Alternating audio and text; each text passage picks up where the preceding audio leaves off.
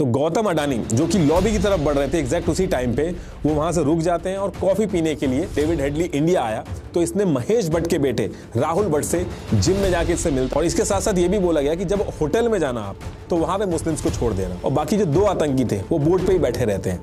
वो इसलिए बैठे रहते हैं और यहाँ पे सबसे मेन रोल प्ले करते हैं यूएस में बैठे 2 स्कूल फ्रेंड। अटैक से कुछ ही दिन पहले यूएस ने अल हुसैनी शिप के जो कोऑर्डिनेट्स थे, लेकिन पता चलता है कि जो एयरक्राफ्ट है जिसमें इन कमांडो को लेके जाना है वो एयरक्राफ्ट तो चंडीगढ़ में है, वो अवेलेबल ही नहीं है। कमांडो लेट हो गए, हेलीकॉप्टर यहाँ उतर रहा है, अभी कमांडो आया नहीं है, मेरीन वाले यहाँ पे हैं।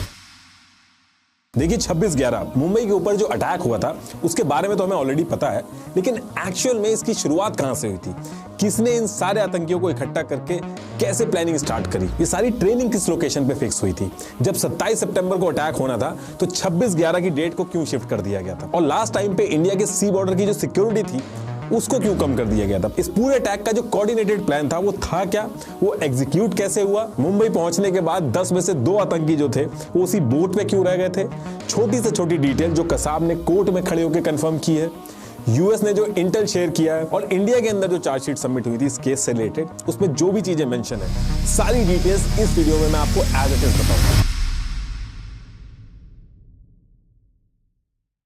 तो देखिए ईयर 1971 था और पाकिस्तान के अंदर एक मिलिट्री कॉलेज था जिसका नाम था कैडेट कॉलेज हसन अब्दल, जिसमें 2 लड़के पढ़ते थे।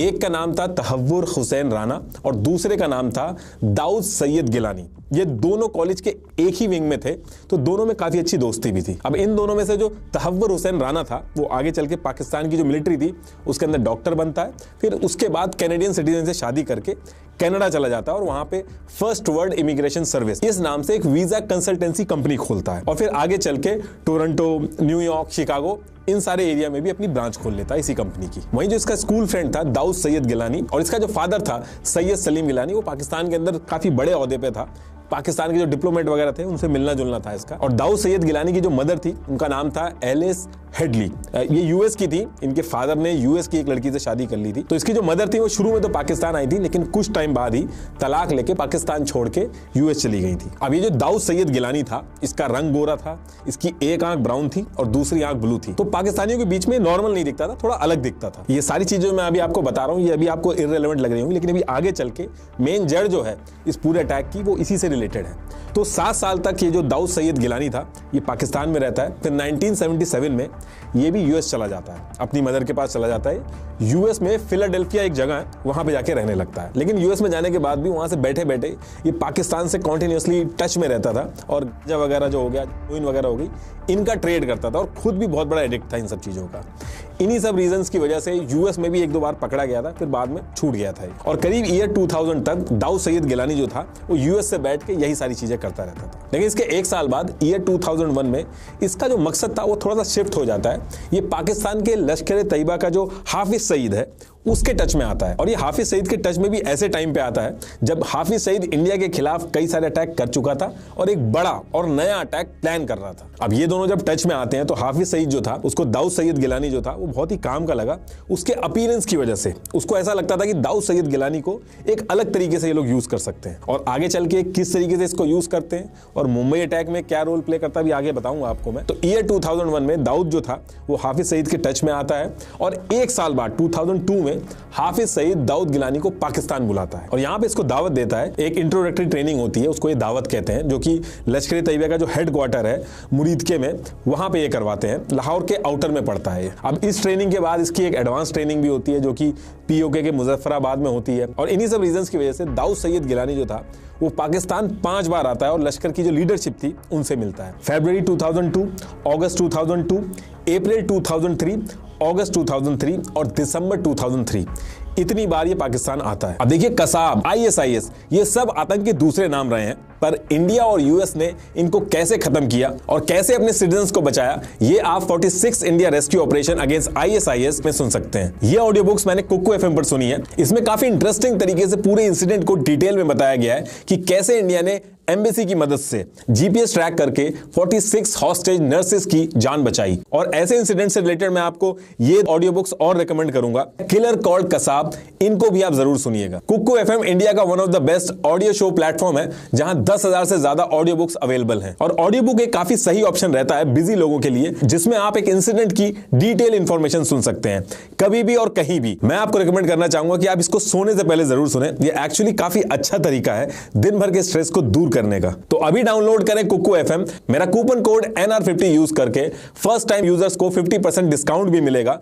Link is in the description. तो टॉपिक पे वापस आते हैं। ये सारी चीजें जो हो रही थी, ये बार बार इसको बुलाया जा रहा था, बार बार इसकी ट्रेनिंग हो रही थी, ये सारी चीजें हाफिज सईद जो था वो इसको इंडिया के खिलाफ यूज करना चाह रहा था, मुंबई अटैक के लिए यूज करना चाह रहा था, लेकिन इसको बताया नहीं था।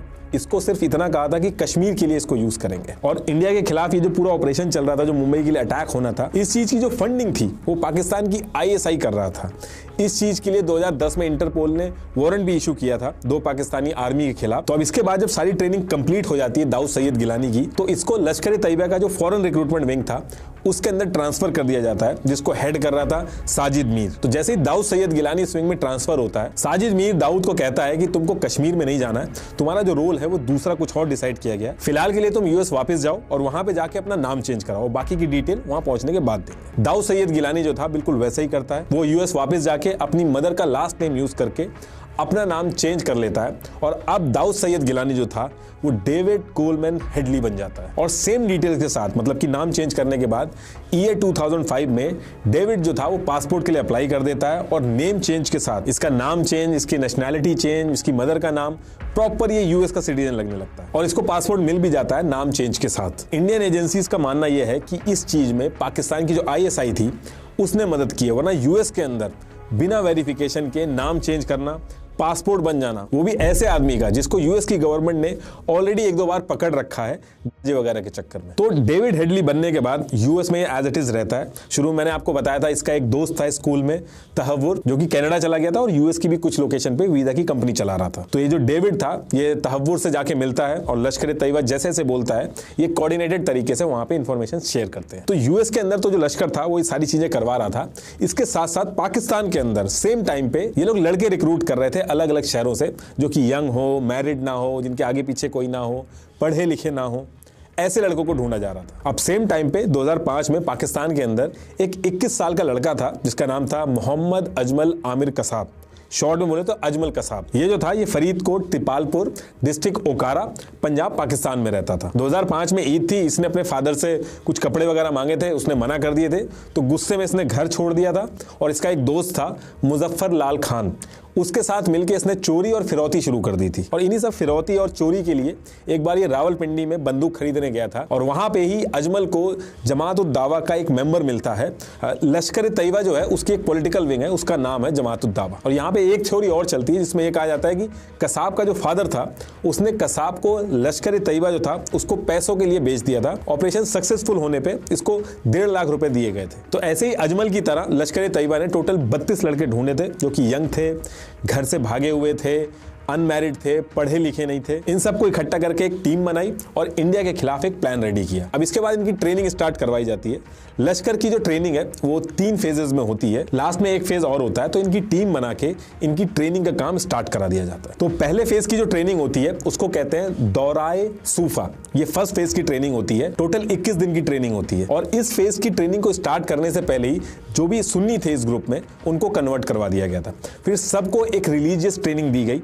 मॉर्निंग में ये लोग उठते थे, जल्दी उठते थे, पीटी वगैरह करते थे और बेसिक रिलीजियस ट्रेनिंग जो होती थी इस फेज में यही होती थी। और ये जो फर्स्ट फेज की ट्रेनिंग थी इसके जो उस्ताद थे वो थे फहदुल्ला और मुफ्ती। उस्ताद मतलब कि जो ट्रेनिंग करवाता है उसको उस्ताद बोलते हैं लोग। और ये जो पहला फेज था इसी टाइम पे इनको हाफिज सईद और जकी उर रहमान लखवी से मिलवाया जाता है। अब ये जो दौराए सूफा का जो फर्स्ट फेज था इसमें से जो लड़के सेलेक्ट होते हैं उसको उस्ताद फहदुल्ला इसका लेटर मिलता है भाई वसूल दौराए अम्मा का, जिसका मतलब ये था कि सेकंड फेज दौराए अम्मा जो था मनसेरा मरकज के अंदर जो होना था उसके लिए ये लोग क्वालिफाई कर गए और ये लेटर उसी के लिए था। अब ये जो सेकंड फेज था दौराए अम्मा ये भी 21 दिन का होता है, जिसको करने के लिए इन लोगों को 12 घंटे बस में बैठ के पाकिस्तान के मनसेरा ले जाया जाता है और फिर मनसेरा से इनको माउंटेन में लेके जाया जाता है जहां पे इनकी फिजिकल ट्रेनिंग होती है। बंदूकों और बारूदों को असेंबल करना, मैप रीडिंग, सैटेलाइट फोन जो होते हैं उनको यूज करना, इनके बनाए हुए कोड रीड करना, फर्स्ट एड, हर एक चीज सिखाई जाती है। ये जो सेकंड फेज की ट्रेनिंग थी, इसको कंप्लीट करने के कुछ दिन बाद इन लड़कों को वापस घर भी भेज दिया जाता है 1 हफ्ते के लिए। और इसी टाइम पे जब अजमल घर गया था तो उसने अपनी मदर को बताया था कि वो क्या कर रहा है, और अजमल ने अपने दोस्तों को जो ये कराटे वगैरह सीखी थी वो भी करके दिखाया था। अब जब इनका 1 हफ्ता पूरा हो जाता है और ये लोग वापस आते हैं तो इनको लश्कर तोयबा के ऑफिस जो था, जो कि मॉडल टाउन डिस्ट्रिक्ट ओकारा में है, वहां पे बुलाया जाता है और फिर वहां से इनको पीओके के चहलबंदी हिल्स, जो कि मुजफ्फराबाद में है, वहां भेजा जाता है थर्ड फेज के लिए। और ये जो थर्ड फेज था ये सबसे टफ था। इस थर्ड फेज का नाम था दौराए खस्सा। ये जो थर्ड फेज था इसमें एडवांस्ड कॉम्बैट की ट्रेनिंग दी जाती है और उस एरिया के अंदर जो सेटलमेंट था उसको बैतुल मुजाहिदीन बोला जाता है।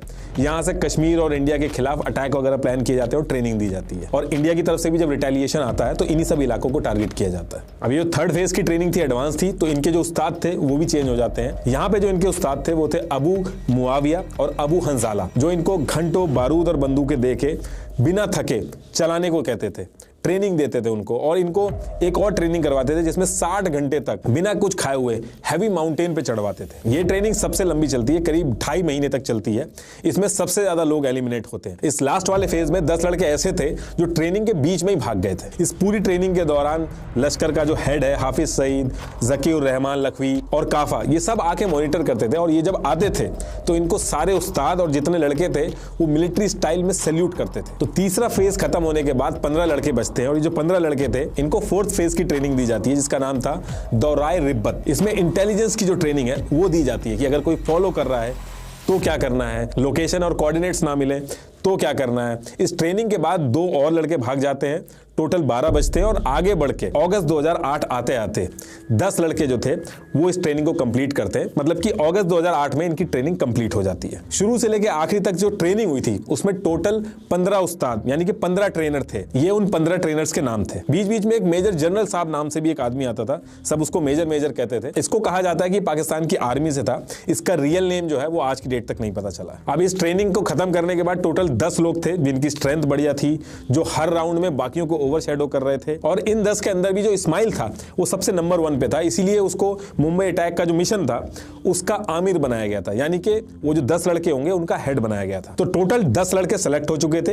ये उनके असली नाम और उनके रियल एड्रेस है। जैसे मिलिट्री के अंदर अगर आपको पता हो तो बड़ी सिस्टम होता है, वैसे ही इनको भी 2-2 के ग्रुप में बांट दिया गया था, जिसको ये बुडियास कहते थे। यानी कि टोटल 5 टीम थी, एक टीम में 2 बंदे थे, जैसे कसाब और इस्माइल एक टीम में थे, और यही 5 टीमें अलग अलग डायरेक्शन में कोऑर्डिनेटेड तरीके से मुंबई के अंदर अटैक करती हैं। वो अभी आगे बताऊंगा आपको। अब ये जो 10 लड़के फाइनल हुए थे, इसके 1 मंथ बाद यानी कि सितंबर 2008 में इनको ट्रेन से कराची ले जाया जाता है, और अजीबाबाद मोहल्ला एक जगह, वहां पे सीक्रेटली इनको रखा जाता है। ये जो एरिया है समुद्र के पास था, तो इनकी जो ट्रेनिंग है, जो मरीन ट्रेनिंग है, वो शुरू होती है। इसके बाद ये जो ट्रेनिंग हुई थी, इस ट्रेनिंग में इनको सी में ले जाके 2 बोट में बैठा दिया जाता है, और हकीम साहब नाम से एक आदमी था, वो इनकी 3 दिन तक ट्रेनिंग करवाता है, जिसमें समुद्र की गहराई समझना, डायरेक्शन समझना, नॉटिकल माइल क्या होता है वो समझना, मछली पकड़ना भी सिखाया जाता है, और स्विमिंग वगैरह हर एक चीज सिखाई जाती है। इस पूरी ट्रेनिंग के लास्ट में इनको किस जगह पे टारगेट करना है, कौन सी रोड पकड़ के टारगेट तक पहुंचना है, ये सारी चीजें इनको वीडियो से समझाई गई। और यहाँ पे सबसे मेन रोल प्ले करते हैं यूएस में बैठे 2 स्कूल फ्रेंड, डेविड हेडली और तहव्वुर राना। तहव्वुर राना जो अपनी वीजा कंसल्टेंसी चला रहा था, फर्स्ट वर्ल्ड इमिग्रेशन सर्विसेज नाम से, उससे जाके हेडली मिलता है, और ये दोनों प्लान बनाते हैं कि अगर इंडिया रेगुलरली विजिट करना है तो इंडिया के अंदर हमारी जो यहाँ की कंपनी है इसी की एक ब्रांच खोल देते हैं, और फिर आगे चल के इनकी जो वीजा कंसल्टेंसी कंपनी थी इसकी एक ब्रांच ये मुंबई में खोल देते हैं। अब डेविड हेडली जो था वो अंग्रेजों की तरह दिखता था, इसका पासपोर्ट यूएस का था, और एक यूएस की कंपनी इंडिया के अंदर अपनी ब्रांच खोल रही है, तो इससे कोई भी दिक्कत नहीं आई इनको कंपनी खोलने में। और ये मैं ऐसे ही बस हर जगह पे पाकिस्तान का नाम ऐसे ही नहीं इन्वॉल्व कर दे रहा हूँ। यूएस में जो हेडली का केस चल रहा था उसके जजमेंट और चार्जशीट की कॉपी मैंने डिस्क्रिप्शन में लगा दी है, जिसकी पूरी इन्वेस्टिगेशन यूएस के जो ऑफिसर्स थे उन्होंने की है, तो आप जाके एक बार कंफर्म भी कर लेना। अब इसके बाद डेविड हेडली जो था वो अपने वीजा के काम बता के सितंबर 2006 में पहली बार इंडिया पहुंचता है। ये इसकी एयरपोर्ट से निकलते हुए फोटो है। यहां पहुंच के इसने एक्सटेंसिव सर्विलांस किया, फोटो, वीडियो टेप्स, कई टीबी का डेटा इकट्ठा किया। Taj Mahal hotel, Oberoi hotel, the Leopold cafe, Nariman house, CST train station, और इन सब के साथ साथ लैंड कहां करना है, कहां लैंड करना सबसे ज्यादा फीजिबल रहेगा, इन सब की वीडियो बना के सारे इनपुट पाकिस्तान को दे दिए। और ये सिर्फ एक बार नहीं गया था, ये फरवरी 2007 में गया, फिर सितंबर 2007 में गया। इसके बाद ये जो हेडली था, लश्कर की जो लीडरशिप थी, उसने कहा कि इस बार अगली बार जब जाना है तो तुमको पानी के रास्ते से जाना है और वहां का सारा रूट कैप्चर करना है और वहां की छोटी से छोटी डिटेल्स लेनी है। और हेडली बिल्कुल ऐसा ही करता है।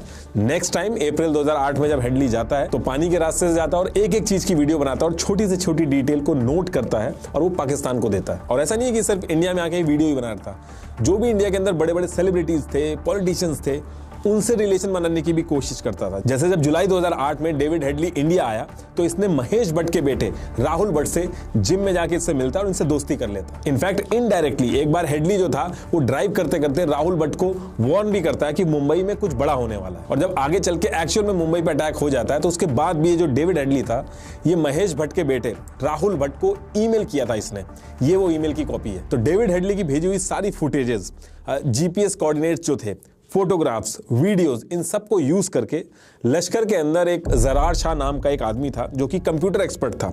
उसने पीपीटी बनाई, रिपोर्ट बनाई और इन 10 लड़कों को सब कुछ समझाया कि कौन कैसे कब जाके और कहां अटैक करेगा। और ये सारी चीजें एक बड़ी सी टीवी पे और 3D गूगल मैप में दिखा के समझाई गई कि किस लोकेशन पे कौन सा बड़ी पेयर जाएगा, वहां पे भीड़ कितनी होगी, अटैक करने का तरीका क्या होगा, ये सारी चीजें हुई। अब यहां से इनकी ये सारी चीजें भी कंप्लीट हो गई थी। अब इसके बाद ये सारे लोग बैठ के अटैक किस दिन होना है मुंबई के अंदर, उस डेट का इंतजार कर रहे थे। और इसके बाद डेट आती है 13 सितंबर 2008। इस दिन ज़कीउर रहमान लखवी जो है इनको आके बताता है कि 27 सितंबर 2008 को रोजा है और इसी दिन अटैक किया जाएगा। 10 के 10 ये जितने भी लड़के थे बहुत ज्यादा खुश हो जाते हैं कि अभी अटैक करेंगे। लेकिन होता क्या है कि इसी पर्टिकुलर टाइम पे इंडिया का जो रॉ था उसको कुछ इंटेल मिलता है जिसकी वजह से जगह जगह पे छापे पड़ने लग रहे थे। मुंबई और दिल्ली जो था ये रेड अलर्ट पे था। तो ये सारी न्यूज देख के लश्कर की जो लीडरशिप थी ये डिसाइड करती है कि जो 27 सितंबर की डेट है ये फीजिएबल नहीं है, तो इस डेट को ये लोग अटैक करना कैंसिल कर देते हैं। और ये अटैक कैंसिल होने के बाद ये जितने 10 के 10 लड़के थे इनको अजीजाबाद में ही रखा जाता है और ये सारे लोग बैठ के वेट कर रहे होते हैं कि अगली डेट कब आएगी और ये अटैक करने जाएंगे। अब इसके बाद 21 नवंबर 2008 को लखवी दोबारा आता है और इनको अनाउंस करता है कि 26 नवंबर 2008 को ये लोग जाके मुंबई पे अटैक करेंगे। तो 21 तारीख को ये बताया जाता है और उसके नेक्स्ट डे 22 नवंबर 2008 को मॉर्निंग में 10 लड़कों को लेके जो लखवी था ये सी के पास पहुंच जाता है। इनको इंडियन कपड़े दिए जाते हैं, हाथ में कलावा पहनाया जाता है, इंडियन फोन्स और सिम दिए जाते हैं और ये कहा जाता है कि इनको सिर्फ और सिर्फ इंडिया जाके ही खोलना है। कुछ कैश दिया जाता है ताकि वहां पे जाके टैक्सी वगैरह कर सके, ड्राई फ्रूट्स के पैकेट दिए जाते हैं, जीपीएस, सैटेलाइट फोन सब दिया जाता है इनको। फेक आईडीज भी दी जाती है इनको, ये इनकी फेक आईडीज और डिटेल्स हैं। और ये सारी चीजें देने के बाद लास्ट में इनको ये भी बोला जाता है कि वहां पे जब आप जाओगे तो बहुत भीड़ मिलेगी, तो ये मत सोचना कि कौन मुस्लिम है और कौन हिंदू है, सबको मारने की कोशिश करना और कोशिश करना कि अंग्रेज अगर मिले तो उनको ज्यादा टारगेट करना। लेकिन जब होटल में जाना तो वहां पे मुस्लिम्स को छोड़ देना। और ये सारे इंस्ट्रक्शन देके ज़कीउर रहमान लखवी, जरार शाह, अबू हमजा और काफा इनको गले वगैरह लगा के 22 नवंबर 2008 को मॉर्निंग में 7 बजे रवाना कर देते हैं मुंबई पे अटैक करने के लिए। शुरू में एक छोटी सी बोट में बैठ के 1.5 घंटे तक सफर करते हैं। उसके बाद 9 बजते हैं और 9 बजे के करीब अल हुसैनी नाम का एक शिप आता है, उसमें ये सारे के सारे ट्रांसफर हो जाते हैं और इस अल हुसैनी शिप में पूरी रात बैठ के आगे बढ़ते रहते हैं। अब अगले दिन 23 नवंबर 2008 को 12 बजे इनको छोटी सी एक इंडियन बोट दिखती है दूर से ही। उस बोट का नाम था कुबेर। तो उसको ये हाथ हिला के इशारा करते हैं कि इनके इंजन की जो बेल्ट है वो निकल गई है, इनको हेल्प चाहिए। और जैसे ही बोट के अंदर जो फिशरमैन थे इनकी मदद करने आते हैं, ये उस बोट पे कब्जा कर लेते हैं। ये जो कुबेर बोट थी इस पे 4 लोग थे जिसमें से 3 को ये मार देते हैं और जो मेन बोट चला रहा था जिसका नाम था अमरचंद उसको अपने साथ रखते हैं डायरेक्शन वगैरह दिखाने के लिए। अच्छा, ये जो अमरचंद था इसकी भी एक कहानी है। ये 6 महीने पहले गलती से इसने इंडिया का बॉर्डर पार करके पाकिस्तान चला गया था और 6 महीने वहां जेल काट के आया था। तो इसमें यह भी कहा जाता है कि मे बी इसका भी कोई लिंक हो कि जब ये पाकिस्तान जेल में बंद था तो ये कब आता है, किस लोकेशन से आता है वो पता हो, क्योंकि ऐसा कोइंसिडेंस होना कि जो आदमी 6 महीने पहले बंद था उसी की बोट पकड़ना ये थोड़ा सा दिक्कत वाला था। इसमें एक चीज और थी कि 1993 में जो मुंबई का अटैक हुआ था उसमें भी जो आरडीएक्स आया था वो इसी रास्ते से आया था। तो इस एरिया में पूरी सिक्योरिटी लगा दी गई थी, हेलीकॉप्टर वगैरह से भी पूरी निगरानी रखी जाती थी। लेकिन 2006 में ये जो पूरी एक्सरसाइज होती थी, जो पूरी मॉनिटरिंग होती थी इस एरिया की, वो बंद कर दी जाती है। इनफैक्ट अटैक से कुछ ही दिन पहले यूएस ने अल हुसैनी शिप के जो कोऑर्डिनेट्स थे पहले इंडिया को शेयर कर दिए थे कि कुछ होने वाला है कोस्ट पे, उसके बाद भी कोई एक्शन नहीं होता है। In fact national security adviser MK Narayanan ने इंडियन नेवी के एडमिरल सुरेश मेहता और इंडियन कोस्ट गार्ड को इंटेल दिए थे कि ऐसा कुछ होने वाला है, लेकिन उसके बाद भी कोई एक्शन नहीं होता है। तो देखिए फिर इसके बाद ये इंडियन बोट जिसका नाम कुबेर था इस पे बैठ के कॉन्टिन्यूसली आगे बढ़ते रहते हैं और डेट आती है 26 नवंबर 2008, दिन के 4 बज रहे थे और इन लोगों को दूर से ही मुंबई की जो बिल्डिंगें थी वो दिखने लगी थी। तो ये समझ जाते हैं कि मुंबई आसपास आ गया है। तो इनको डर था कि ये जो अमरचंद इन्होंने पकड़ के रख रखा है ये कोई हल्ला ना कर दे और कोस्ट गार्ड आ जाए, तो ये इसको भी मार देते हैं और मारने के बाद बोट के पीछे रख देते हैं। अब इसके बाद ये लोग क्या करते हैं, ये जो कुबेर बोट थी इसको ये छोड़ देते हैं। E40JMHL ये मॉडल नंबर था। इस मॉडल नंबर की स्पीड बोट को पकड़ते हैं जिसका सीरियल नंबर 1020015 था और एज पर प्लान अपना इंडियन वाला मोबाइल ऑन करते हैं। हालांकि नेटवर्क उस समय नहीं आ रहे होते हैं और इसके बाद ये आगे मुंबई की तरफ बढ़ते रहते हैं और यहाँ से करीब 4 नॉटिकल माइल दूर था मुंबई इनसे। बोट जो था वो इस्माइल चला रहा था और नजीर जो था वो जीपीएस से डायरेक्शन वगैरह देख रहा था। तो 1.5 घंटा इस स्पीड बोट को चलाने के बाद करीब 9 बज रहे थे रात के और ये मुंबई के बदवार पार्क कोलाबा के पास पहुंचते हैं। यहाँ पे एक फिशरमैन कॉलोनी थी। ये लोकेशन बहुत ही सोच समझ के डिसाइड की गई थी। एक तो यहाँ पे सैंड का जो स्लोप था पानी से वो सिर्फ 10 मीटर का था जिससे इनको उतरने में आसानी होती। दूसरा ये फिशरमैन कॉलोनी थी, चौल थी आसपास, तो उतरने के बाद इनके ऊपर ज्यादा शक नहीं होता। किसी ये पॉश इलाके में उतरते तो वहां पे शक ज्यादा होने के चांसेस थे। दूसरी चीज, जिस जगह पे उतरे थे वहां से थोड़ी दूर चलते ही मेन रोड आ जाती है जहां से 24 घंटे टैक्सी मिलती थी। और इस जगह से अगर आप अटैक्स की लोकेशन भी देखोगे, जैसे CST जिसको पहले VTS स्टेशन भी बोला जाता था, वो 3.5 किलोमीटर था। ताज होटल 1 किलोमीटर था।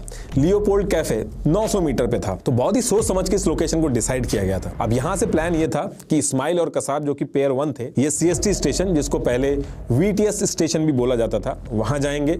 शोएब और नाजिर अहमद ये लियोपोल्ड कैफे जाएंगे। जावेद और हफीज अरशद जो थे ये ताज होटल जाएंगे। इमरान बाबर और नासिर जो थे वो नरीमन हाउस जाएंगे और फहदुल्लाह और अब्दुल रहमान ये ओबराय होटल जाएंगे। तो देखिए जैसे इनकी जो स्पीड बोट थी वो बदवार पार्क कोलाबा के पास पहुंचती है तो इस पॉइंट से जो 8 आतंकी थे वो यहीं पे उतर जाते हैं और बाकी जो 2 आतंकी थे वो बोट पे ही बैठे रहते हैं।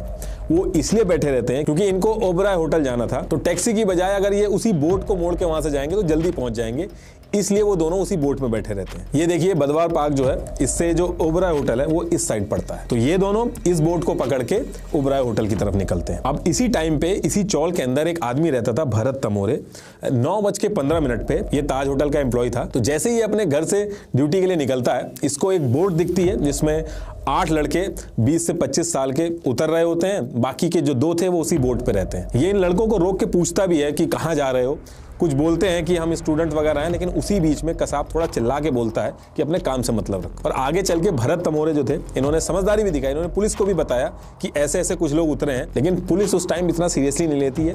अगर उसी टाइम पे पुलिस वगैरह आ गई होती तो शायद ये अटैक रुक भी सकता था। तो अब इसके बाद आगे चल के ये 8 के 8 मेन रोड पकड़ते हैं और अपने अपने टारगेट के लिए निकलते हैं। इमरान बाबर और नासिर जो थे इनका टारगेट नरीमन हाउस था, ये काफी पास में था, तो ये पैदल निकलते हैं उधर की तरफ। शोएब और नाजिर अहमद जो थे ये टैक्सी लेके लियोपोल्ड कैफे की तरफ निकलते हैं और इनके जस्ट पीछे टैक्सी पकड़ के हाफिज और जावेद जो थे वो ताजमहल की तरफ निकलते हैं। और लास्ट पेयर जो था कसाब और इस्माइल खान ये टैक्सी पकड़ के निकलते हैं CST स्टेशन की तरफ। और जब ये टैक्सी पकड़ते हैं तो इस्माइल आगे बैठता है, पीछे की तरफ कसाब बैठता है और इस्माइल जो है जो ड्राइवर था उमेर उसको बातों में लगाता है और पीछे बैठ के कसाब बॉम्ब में 9 वोल्ट की बैटरी सेट कर देता है। उसमें टाइमिंग सेट कर देता है 1 घंटा 15 मिनट की और ड्राइवर की सीट के नीचे वो बम लगा देता है। अब इसके 16 से 17 मिनट बाद ही जो टैक्सी थी वो CST स्टेशन के पास पहुंच जाती है। इस्माइल और कसाब उतरते हैं। अब इनको छोड़ के टैक्सी आगे जाती है और कुछ टाइम बाद लक्ष्मी नारायण गोयल जो थे वो इस टैक्सी को लेते हैं और जैसे ही टैक्सी विले पार्ले पहुंचती है धमाका होता है। लक्ष्मी नारायण और उस्मान ड्राइवर जो था उनकी जान चली जाती है और आसपास के लोग बहुत ज्यादा घायल हो जाते हैं। और इधर ये जो कसाब और इस्माइल थे करीब रात के 9:30 बज रहे थे। इस पर्टिकुलर टाइम पे ये CST स्टेशन पहुंच गए थे और पहुंचते ही बहुत ज्यादा गुस्सा हो गए थे क्योंकि जो CD इन्होंने देखी थी, जो वीडियोस देखी थी, उसमें बहुत ज्यादा भीड़ थी। लेकिन जब ये इस स्टेशन पे पहुंचे रात में तो बहुत ही कम भीड़ थी, जिसको लेके काफी गुस्सा भी हो गए थे और मोबाइल ऑन करके अबू हमजा को फोन मिला रहे थे, लेकिन नेटवर्क नहीं था तो इनकी बात नहीं हो पाती है। उसके बाद भी ये लोग मन मार के अपना स्टेशन के अंदर घुसते हैं। सबसे पहले कसाब एक वॉशरूम देखता है, उसमें जाता है, बम वगैरह जो थे उसमें बैटरी लगा के उनको रेडी करता है। उसके बाद इस्माइल जो था वो वॉशरूम में जाता है, वो हथियार वगैरह रेडी करता है और वॉशरूम से बाहर निकल के आता है और दोनों रेडी होके अटैक करना स्टार्ट कर देते हैं। शुरू में अजमल जो था वो बंदूक से गोलियां चला रहा था और इस्माइल जो था वो एक बैग से हथगोले फेंक रहा था। जो लोग वहां से बच के निकले उन्होंने बताया कि गोली चलाते हुए अजमल पागलों की तरह हंस रहा था, जैसे कि कोई वीडियो गेम खेल रहा हो। पुलिस वगैरह भी इनके ऊपर अटैक करती है, लेकिन ये लोग गोलियों की बारिश कर देते थे उनके ऊपर, गोले फेंक देते थे। तो इनको पता था कि पुलिस के पास जो हथियार है वो इनसे जीत नहीं पाएगी, तो बहुत ही कॉन्फिडेंट थे। और इसी टाइम पे विष्णु दत्ताराम अनाउंसमेंट भी स्टार्ट कर देते हैं स्टेशन के ऊपर कि सारे पैसेंजर अपनी जान बचा के बाहर निकल जाएं इस स्टेशन से और खाली कर दें इसको। इस्माइल और कसाब ये दोनों 9:30 बजे के करीब इस सीएसटी स्टेशन में घुसे थे और 10:45 तक 6 मैगजीन इन्होंने खाली कर दी थी और एक बैग खत्म कर दिया था ग्रेनेड का। इसके बाद पूरा सीएसटी स्टेशन जो था वो खाली हो गया था। 58 लोगों की जान चली गई थी, 104 लोग घायल हुए थे और 8 पुलिस ऑफिसर जो थे वो शहीद हो गए थे। अब इसके बाद ये प्लेटफॉर्म नंबर 1 से फुटब्रिज पकड़ के बाहर निकलते हैं बदरुद्दीन तयाबजी मार्ग पे। पहले टैक्सी ढूंढने की कोशिश करते हैं, वो नहीं मिलती है।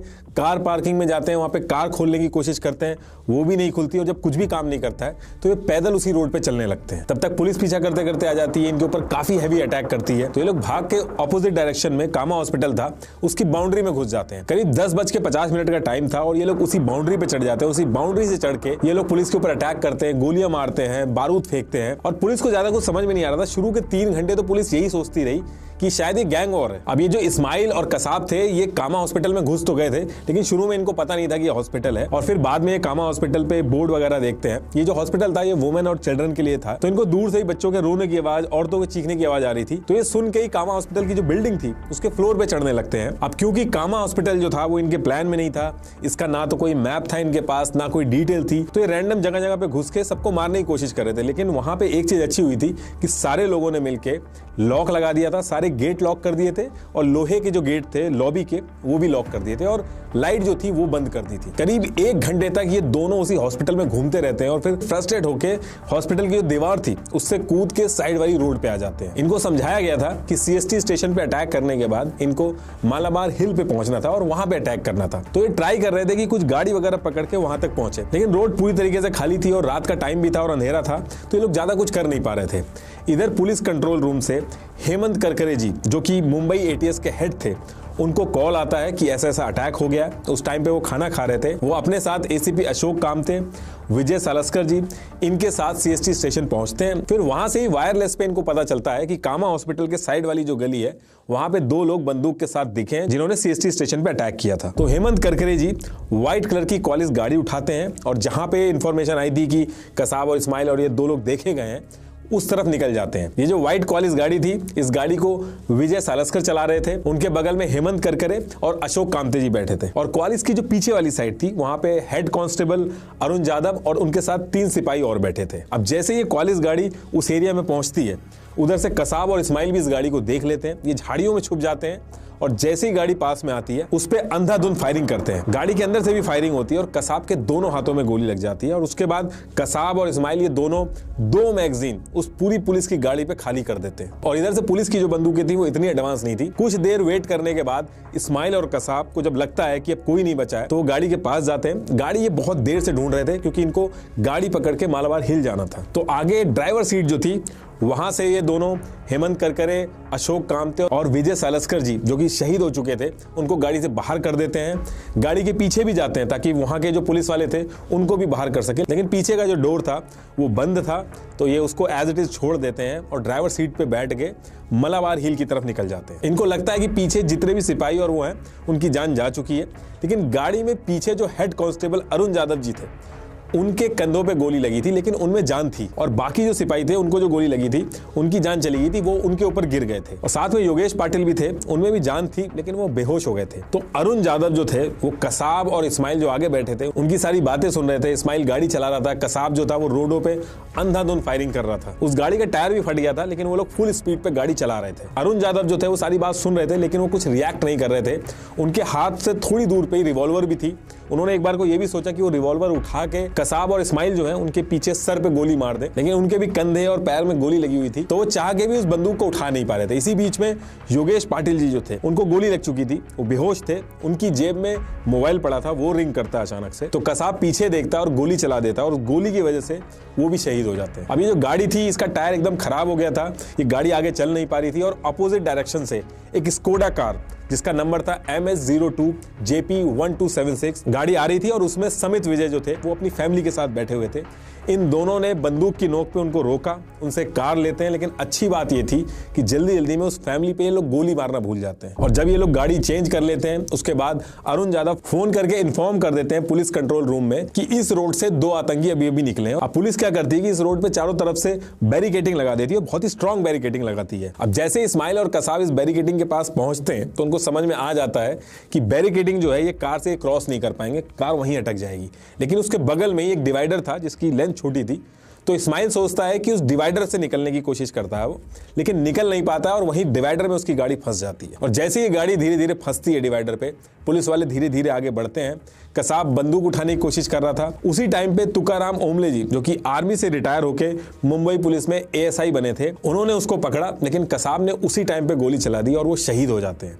यहां से पुलिस कसाब और इस्माइल को पकड़ के हॉस्पिटल ले जाती है। इस्माइल तो हॉस्पिटल पहुंचते पहुंचते ही मर जाता है, लेकिन कसाब जो था वो जिंदा पकड़ा जाता है। अब इधर ये जो पहला पेयर था इनका, इस्माइल और कसाब का, ये तो पकड़ा जाता है। दूसरी तरफ जो बाकी ग्रुप भी थे वो अपने प्लान को सेम टाइम पे एग्जीक्यूट कर रहे थे। जैसे शोएब और नाजिर जो थे, इन्होंने भी उसी टाइम पे टैक्सी पकड़ी थी और ये टारगेट के लिए निकल गए थे। इनका जो टारगेट था वो लियोपोल्ड कैफे था और वहां पे अटैक करने के बाद इनको ताज होटल जाना था। लियोपोल्ड कैफे जो था वहां पे अंग्रेज बहुत ज्यादा आते थे, बहुत ही फेमस कैफे है वो, तो इसलिए इन्होंने उसको टारगेट किया था। शोएब और नाजिर जो दूसरा पेयर था, जब ये टैक्सी पकड़ते हैं तो ये भी सेम इस्माइल और कसाब की तरह टैक्सी के अंदर बम रख देते हैं और फिर थोड़ी देर में लियोपोल्ड कैफे आता है, वहां पे उतर जाते हैं और जो टैक्सी ली थी इन्होंने, आगे चल के करीब 10:30 बजे के करीब मजगांव एरिया था एक, वहां पे जाके उसमें ब्लास्ट हो जाता है। और उस टैक्सी के जो ड्राइवर फूलचंद और 2 पैसेंजर भी थे उसमें, जरीना और रीमा मोहम्मद, उनकी भी जान चली जाती है और रोड के बाहर 19 लोग इंजर्ड भी हो जाते हैं जब इसमें ब्लास्ट होता है। और इधर ये दोनों लियोपोल्ड कैफे में घुस जाते हैं,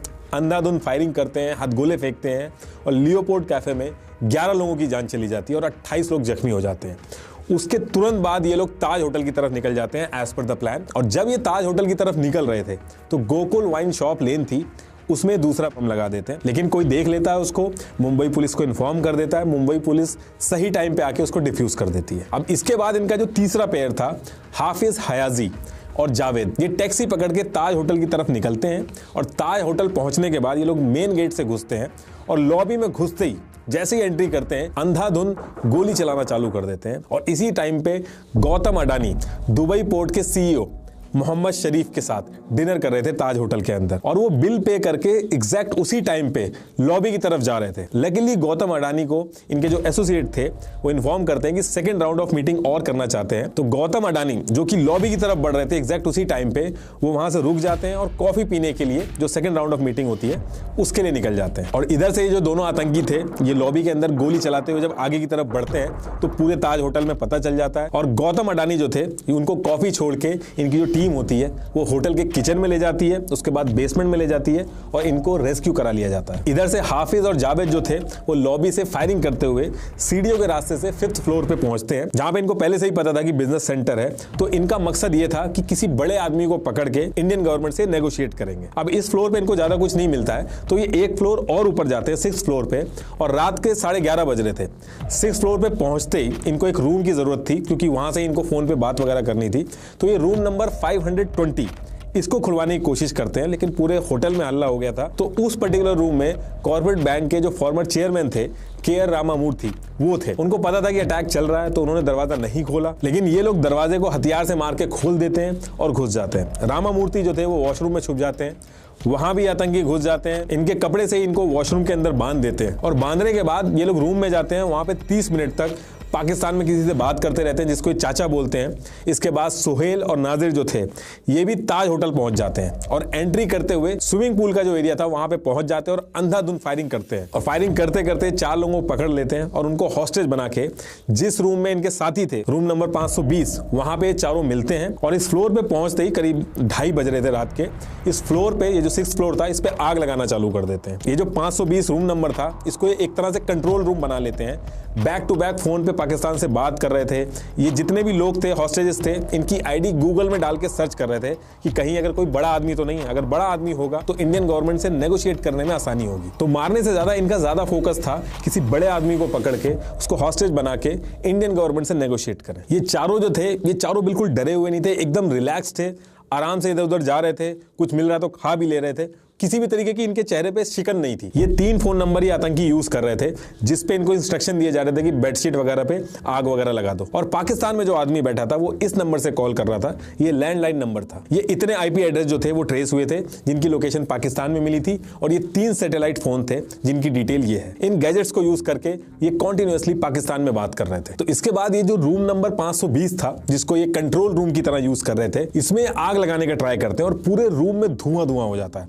और इसके बाद ये जो चारों आतंकी थे रूम बंद करते हैं, हॉस्टेजेस को वहीं पे छोड़ देते हैं और बाहर निकल जाते हैं। और वहीं दूसरी तरफ जो हॉस्टेजेस थे वो बेडशीट का यूज करते हैं और जो रूम की खिड़की थी उससे लटक के उतर जाते हैं। और दूसरी तरफ ये जो 4 आतंकी थे ताज होटल की जो लॉबी वगैरह थी वहां पे अंधाधुंध फायरिंग कर रहे थे, गोलियां चला रहे थे, पोजीशंस ले रहे थे, और ऐसे करके इन्होंने 30 से ज्यादा लोगों की जान ले ली ताज होटल के अंदर। अब इसके बाद जो इनकी चौथी टीम थी जिसमें इमरान बाबर और नासिर थे, ये भी उसी पर्टिकुलर टाइम पे पैदल निकल के नरीमन हाउस पे पहुंच गए थे। और नरीमन हाउस की तरफ चलते चलते SBS रोड थी जहां पे एक एक्सप्रेस पेट्रोल पंप था, वहां पे इन लोगों ने पंप लगा दिया था। और दूसरा पंप जो इनके पास था वो इन लोगों ने नरीमन हाउस पहुंचते ही जैसे ये घुसते हैं पार्किंग एरिया में वहां पे लगा दिया था। अब ये जो नरीमन हाउस है ये 5 फ्लोर की बिल्डिंग है।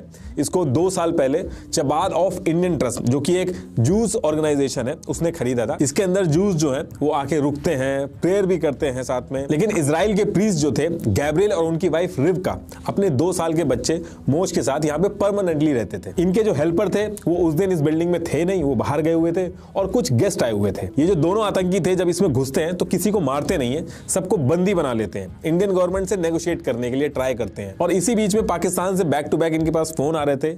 उधर से जो पाकिस्तान का बंदा फोन कर रहा था वो इनको इंस्ट्रक्शन देता है कि जो मैक्सिकन सिटीजन थी नॉर्मा नाम की, इसकी बात आप मीडिया से करवा दो, लेकिन ध्यान से करवाना, ये बाकी डिटेल्स ना दे दे। अच्छा, अगर मैं आपसे कहूँ तो ये मैक्सिकन औरत है जी, इसका अगर मतलब मीडिया में इससे हम बात करवाएं, ये खुद मीडिया को बताया कि भाई मेरे साथ यूँ हो रहा है तो मतलब मैं बचना चाहती हूँ, मुझे बचाया जाए। लेकिन है कि ये आपने ख्याल ये रखना है कि ये ना कोई भी ऐसी बात आप लोगों के हवाले से ना कितने लोग हैं यहाँ पर, कितने यरगमाली है, ऐसी बात ना। देखिए जो पाकिस्तान में जितने भी लोग बैठ के इनसे बात कर रहे थे अलग अलग पॉइंट पे, चाहे वो ताज होटल हो, नरीमन हाउस हो, बाकी जितनी भी जगह इन लोगों ने फोन से बात करी है, वर्ड बाय वर्ड मैंने डिस्क्रिप्शन में लिंक दे दिया, आप चाहें तो उसमें भी पढ़ सकते हैं। अब ये जो आतंकी थे इन लोगों ने नरीमन हाउस के अंदर तो बंदी बना रखा था, लेकिन आसपास की जो बिल्डिंग थी उस पर गोली चला रहे थे, हथगोले फेंक रहे थे, उसमें भी कई लोगों की जान गई। बहुत देर ये लोग ट्राई करते हैं इंडियन गवर्नमेंट से बात करने के लिए, इनफैक्ट इजराइल की जो एम्बेसी थी वहां पे भी फोन लगवाते हैं, लेकिन बात नहीं बनती है तो ये लोग फ्रस्ट्रेट हो जाते हैं। नरीमन हाउस के अंदर ये लोग 9 लोगों की जान ले लेते हैं। अब इनका जो 5वां पेयर था, जो लास्ट पेयर था,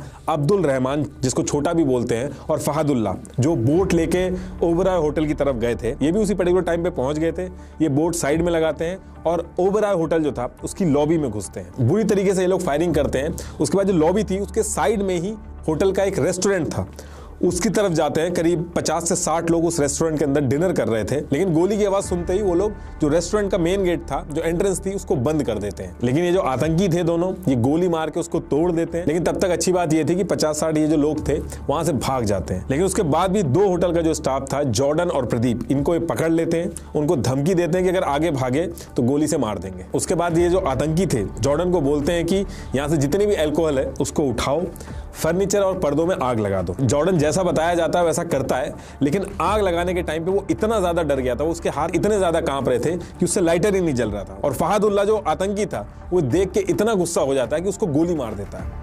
इसके बाद ये सेम चीज प्रदीप को करने को कहते हैं कि फर्नीचर और पर्दों में आग लगाओ अल्कोहल उठा के। प्रदीप बिल्कुल वैसा ही करता है, आग लगा देता है। उसके बाद प्रदीप से पूछते हैं कि ये जो VIP गेस्ट है उनका फ्लोर कहाँ पे है। लेकिन प्रदीप जो था वो थोड़ी सी चालाकी दिखाता है, वो कहता है कि VIP गेस्ट जो है वो ऊपर फ्लोर पे है, लिफ्ट से जाना पड़ेगा। प्रदीप लिफ्ट में घुस के बटन दबा देता है, लिफ्ट बंद हो जाती है और ये दोनों बाहर ही रह जाते हैं लिफ्ट के। और एक बार जब लिफ्ट का दरवाजा बंद हो जाता है ये लोग बहुत गोली चलाते हैं, लेकिन प्रदीप जो था वो बच के निकल जाता है। पूरे होटल में घुस के उसके बाद ये लोग हथगोले फेंकते हैं, गोलियां चलाते हैं, और 35 लोग थे ओबराय होटल के अंदर, 35 लोगों की जान ले लेते हैं लोग। तो एक ग्रुप जो था इनका इस्माइल और अजमल वाला, जो CST गया था, उसमें से पुलिस ने इस्माइल को मार दिया था और अजमल जो था उसको अरेस्ट कर लिया था।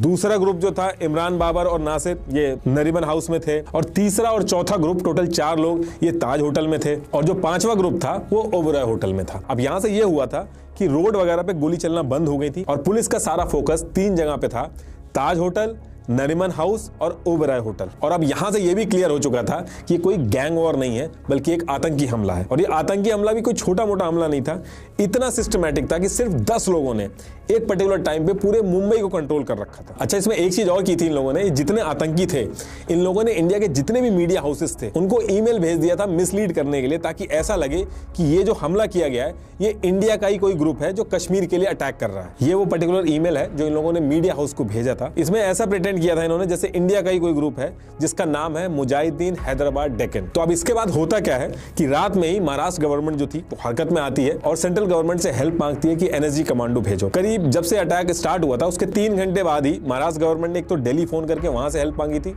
एनएसजी कमांडो की, दूसरा मरीन कमांडो जो थे जो महाराष्ट्र के थे उनका एक बेस मुंबई के अंदर भी था, उनको भी इन्फॉर्म कर दिया था। अब यहां पे भी चीजें आसानी से नहीं होती हैं।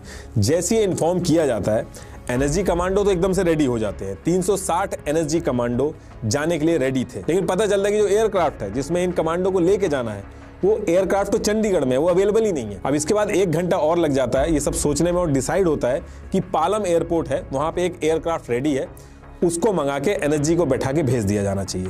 लेकिन इसमें भी एक दिक्कत थी, ये जो एयरक्राफ्ट था ये काफी छोटा था, इसमें सिर्फ 120 ही एनएसजी कमांडो जा सकते थे। लेकिन बहुत लंबे डिस्कशन के बाद ये डिसाइड होता है कि 360 की जगह 120 एनएसजी कमांडो जो है उनको ही इस एयरक्राफ्ट में बैठा के भेज दिया जाना चाहिए। अब ये डिसाइड करने में कि इस एयरक्राफ्ट से जाना है, इस एयरक्राफ्ट के क्रू को रेडी करने में और फ्यूल रेडी करने में 2.5 घंटा और लग जाता है। अब इसके बाद इस एयरक्राफ्ट में 120 एनएसजी कमांडो बैठ के निकलते हैं। नॉर्मली ये जो रूट है इसमें 2 से 2.5 घंटे लगते हैं मैक्सिमम, लेकिन इसमें भी पता नहीं क्या होता है कि इसमें भी 3 घंटे लग जाते हैं पहुंचने में। और पहुंचना भी ऐसा नहीं कि ये सीधे टारगेट पे पहुंच गए थे, इतने घंटे में ये सिर्फ मुंबई एयरपोर्ट पे पहुंचे थे, अभी टारगेट पे जाने में और टाइम लगना था। तो जितने भी इशू मैंने आपको बताया इसकी वजह से 7 से 8 घंटे से ज्यादा लग जाता है एनएसजी कमांडो को मुंबई के एयरपोर्ट पे पहुंचने पे। अब इसके थोड़ी देर बाद ही ये लोग 3 ग्रुप में डिवाइड होके तीनों टारगेट पे पहुंचते हैं और मरीन कमांडो जिनका बेस ऑलरेडी मुंबई में था उनको भी 3 घंटे लग गए थे वहां पहुंचने में। और ये सारी की सारी डिटेल जो थी मीडिया वाले लाइव टेलीकास्ट कर रहे थे। और आप अगर पाकिस्तान और इन आतंकियों की कॉन्वर्सेशन सुनोगे तो आपको पता चलेगा कि इस चीज से कितनी हेल्प हुई थी।